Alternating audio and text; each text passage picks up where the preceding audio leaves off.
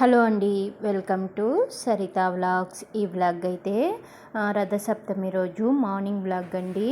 నేనైతే చాలా లేట్గా అయితే పోస్ట్ చేస్తున్నాను. వీడియోలు అయితే అసలు అవ్వటం లేదండి. లాంగ్ వీడియోలు ఎడిట్ చేసి పెట్టడానికైతే వీడియోస్ అయితే ఉన్నాయి, కానీ ఎడిట్ చేయడానికే టైమే ఉండటం లేదు. పిల్లలతో సరిపోతూ ఉంది నాకైతే. ఇదైతే మార్నింగు నేను రథసప్తమి అనేసని పిల్లలు నేను అయితే జిల్లేడాకులు అలానే రేగి పళ్ళతో అయితే తలంటి స్నానాలు అయితే చేసుకునేసాము.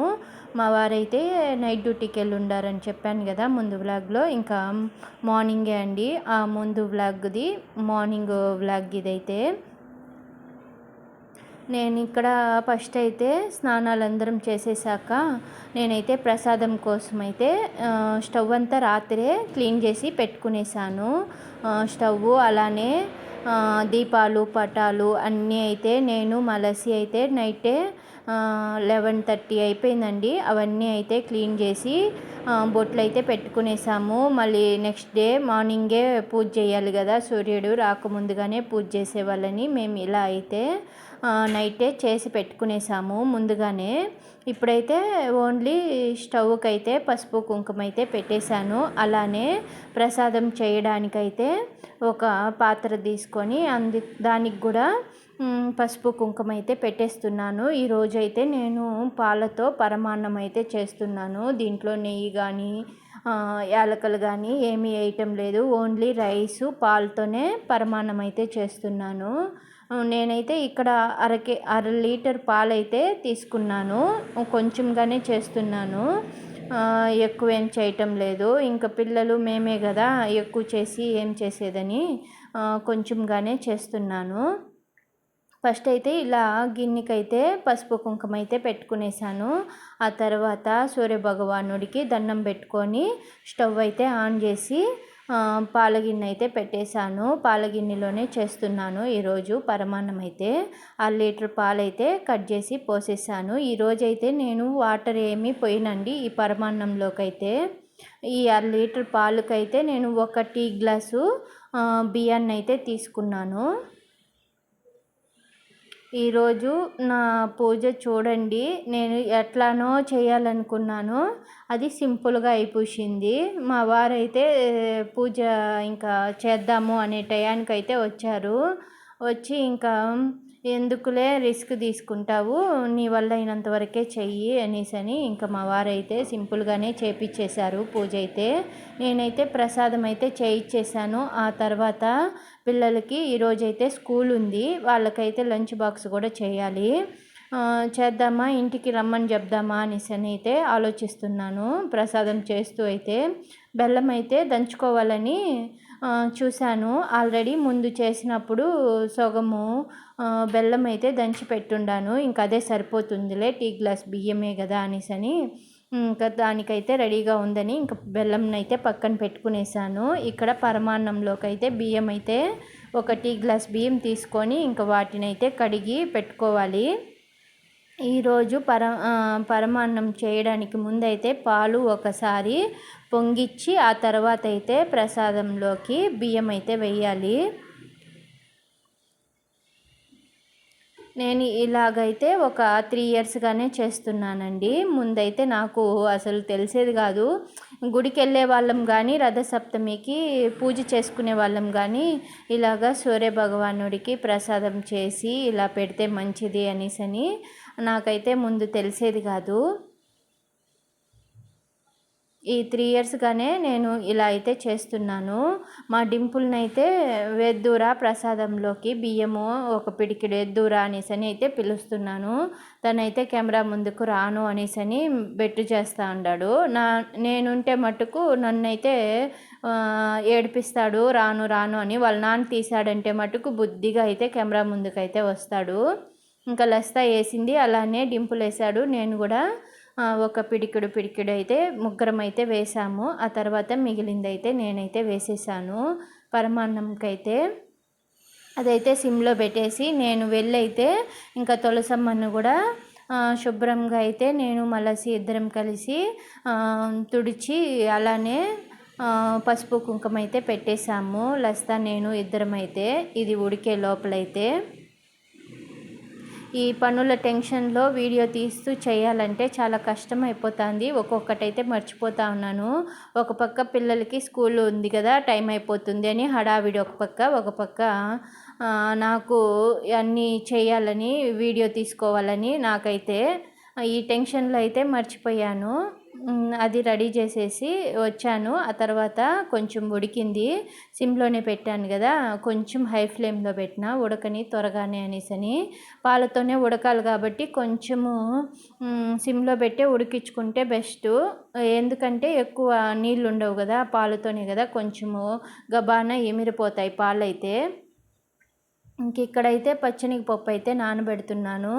ఈరోజు సాంబార్ చేసి పచ్చెనగపప్పు వడ చేద్దామని పప్పు అయితే కడిగి పెట్టేస్తున్నాను మార్నింగే. ఇదైతే కలుపుతూ అయితే ప్రసాదాన్ని అయితే రెడీ చేస్తున్నాను. నేను మీకు ఒక ఫోటో అయితే యాడ్ చేస్తాను చూడండి. లాస్ట్ ఇయరు నేను ముందు వేరే ఇంట్లో ఉన్నాం కదా, ఇప్పుడైతే ఇల్లు మారిపోయాము. ముందున్న ఇంట్లో మేమైతే ఎంత బాగా పూజ చేసుకున్నామో నేను ఆ ఫొటోస్ అయితే యాడ్ చేస్తాను చూడండి. ఎంత బాగునిందో ముందున్న ఇల్లు కూడా. అది కొంచెం చిన్న ఇల్లున్న ఇంటి ముందర ప్లేస్ అయితే చాలా బాగుండేది, పిల్లలకు కూడా చదువుకోవడానికి బాగునింది.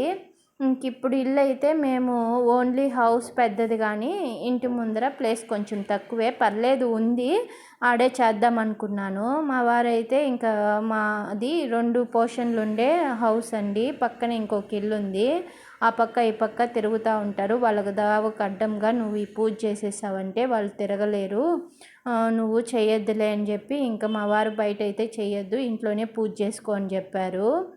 నాకైతే కొంచెం బాధేసింది. ప్రసాదంకి అన్నీ అయితే చూడండి బయట పెట్టాలి అనేసి ఇవన్నీ అయితే రెడీ చేసుకున్నాను. కానీ వాళ్ళు తిరుగుతూ ఉన్నారని పక్కింట్లో వాళ్ళకి ఇబ్బంది కాకూడదు, వాళ్ళని ఇబ్బంది పెట్టకుండా నువ్వు ఇంట్లోనే పూజ చేసుకో, ఏం కాదులే అని చెప్పాడు. ఇంకా సరేలే, అది కూడా నిజమే కదా, దావలో మనం ఇలా పీట పెట్టి పూజ చేసుకునేస్తే వాళ్ళు తిరగడానికి ఇబ్బంది పడతారు అని మళ్ళీ అయితే నేను పెట్టేశాను. చూడండి అన్నీ రెడీ చేసుకున్నాను. లాస్ట్ ఇయర్ ఫోటో పెడతాను చూడండి ఎంత బాగా జరుపుకున్నామో. అది అయితే నాకు మెయిల్లో అయితే ఆ ఫోటో వచ్చింది. మళ్ళీ అయితే బాధేసింది, ఎట్టో ఒకటే చేసుకునేసి ఉంటే బాగుండే, మనం అన్నీ రెడీ చేసుకున్నాము, ఇప్పుడు ఇలా అయిపోయింది అనేసి కొంచెం బాధ అయితే వేసింది. ఇంకా డింపుల్కి అయితే నేను ప్రసాదంకైతే అయిపోయిందండి. దీంట్లో ఏమీ వేయకూడదని చెప్పారు. అసలు గరిట కూడా ప్రసాదంలో పెట్టకూడదు, చెరుకు గడతోనే ప్రసాదాన్ని కలపాలి అని చెప్పారు. ఇంకా నాకు అదైతే కనపడలేదు బజార్కి వెళ్ళినప్పుడు, ఇంకా అందుకనిసనే గరిటతోనే చేసేసాను. చాలా నిష్టగా అయితే చేసుకుంటాను నేను ఈ పూజనైతే. ఎందుకంటే మనకు ఏ దేవుడు కనిపించడండి, మనకు నిద్ర లేయంగానే సూర్యభగవానుడైతే మన కంటికి కనపడతాడు. అందుకే సంవత్సరానికి ఒకసారి ఆ దేవుడికి పూజ చేయాలి అంటే నేనైతే భలే శ్రద్ధగా అయితే చేసుకునేదాన్ని. అన్నీ ముందు రోజే అందుకనే చేసి పెట్టుకునేసాను, ఈరోజు ఇబ్బంది పడకుండా ప్రశాంతంగా చేసుకోవాలి అని. ఇంకా మా వారైతే వచ్చారన్నాను కదా, మా వారు కూడా ఇవి రేగి పండ్లతో అలానే జిల్లేడాకులు మా వారి కోసం కూడా కొన్ని ఎత్తిపెట్టాము. మా వారు కూడా స్నానం చేసుకొని వచ్చేసారు. నేనైతే టిఫిన్ చేస్తున్నాను, పిల్లలు కూడా స్నానం చేసుకొని వచ్చారు కదా అని పిల్లల దగ్గర అయితే ఇలాగైతే పూజ అయితే చేపించాను. మా వారు అయితే వీడియో తీస్తున్నారు ఫ్రెష్ అయిపోయి వచ్చి. డింపుల్ పూజ చేస్తుంటే ఇంతసేపు నాతో మటుకు కెమెరా ముందుకు రావడానికి ఏడ్చాడు కదా, రాను రాను అని. ఇప్పుడు చూడండి ఎంత బాగా వచ్చి పూజ చేస్తున్నాడో. వాళ్ళ నాన్న తీస్తున్నాడు, డింపుల్ అయితే పూజ చేస్తున్నాడు. నేనైతే ఈరోజు టిఫిన్ తినిపించి స్కూల్కి అయితే పంపించేశాను. ఈరోజు ఇంటికి వచ్చేయండి నాన్న, నాకు పూజ వల్ల లేట్ అయిపోయింది, మీరు ఇంటికి వచ్చేసి తినేసి మళ్ళీ కావాలంటే వెళ్ళిపోండి అని చెప్పాను. మరి అంత దూరం ఏం కాదు, సైకిల్లో వస్తే ఒక 10 మినిట్స్లో ఇంటికైతే వచ్చేస్తారు. ఇద్దరికి సేమ్ డిస్టెన్సే, ఒకరు ఇటు ఒకరు అటు. మా ఇంటికైతే ఇద్దరు వచ్చేయగలుగుతారు. ఇంక అందుకనేసనే పిల్లల్ని అయితే వచ్చేయమని చెప్పాను నేనైతే ఇంటికి భోజనానికైతే. నేనైతే ఇడ్లీ చట్నీ అయితే చేశాను. హడావిడిలో అయితే చూపియలేదండి. ఇంకా తులసమ్మ దగ్గర మేము రెడీ చేసి పెడితే డింపుల్ అయితే ఇలా పూజ చేస్తున్నాడు. లసిత కూడా ఇద్దరు అయితే దండం పెట్టుకొని వాళ్ళు వెళ్ళే లోపల ఇలా పూజ అయితే చేసుకున్నాము. చాలా సింపుల్గా అయిపోయిందండి మా పూజ అయితే.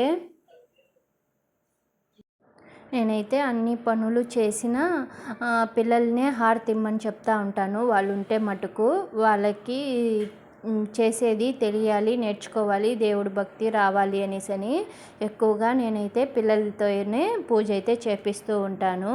ఇంకా మా రథసప్తమి పూజ అయితే ఇలా అయిపోయిందండి. సింపుల్గా అయితే కొంచెం బాధేసింది బయట పూజ చేసుకోలేదని, కానీ ఇలా అయితే అయిపోయింది. నెక్స్ట్ వ్లాగ్ కూడా చాలా బాగుంటుంది, తప్పకుండా అయితే చూడండి. నేను పిల్లల కోసం చేసిన వంటలు అవన్నీ అయితే వస్తాయి. ఓకే అండి, బాయ్.